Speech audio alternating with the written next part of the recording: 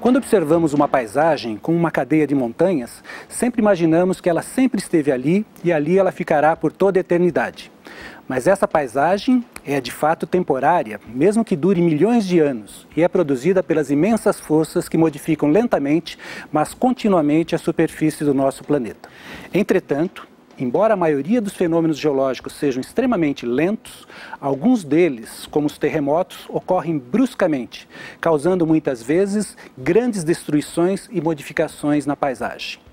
Os terremotos são enormes liberações de energia que ocorrem onde grandes blocos de rocha se quebram ao longo de superfícies aproximadamente planas que são denominadas falhas geológicas.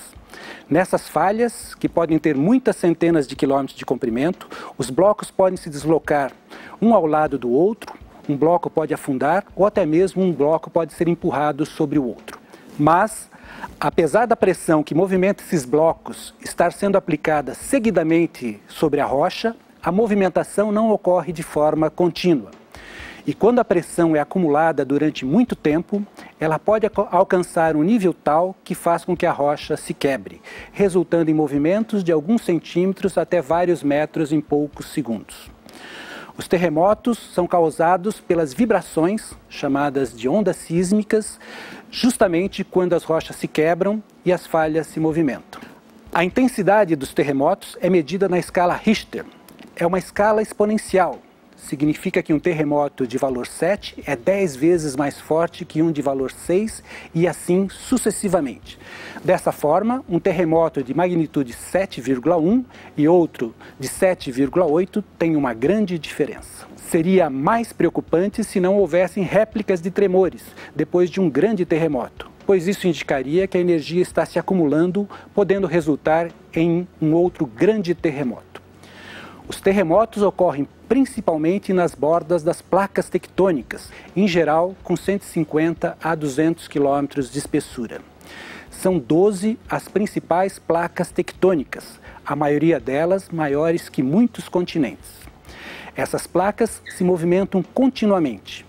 Os locais onde uma placa é empurrada ao lado da outra e, em especial, onde uma placa entra por debaixo da outra, muitas vezes por até mais de 800 km de profundidade, é que ocorrem grandes terremotos.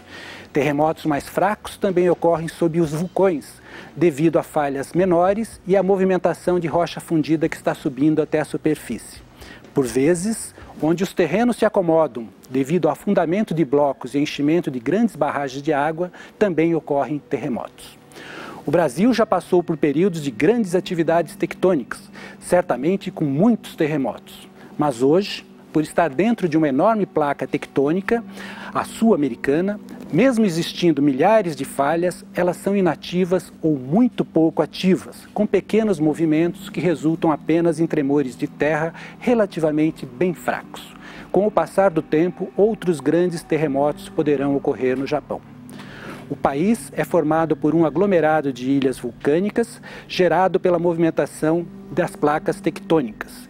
Fica bem na região onde 4 placas se juntam.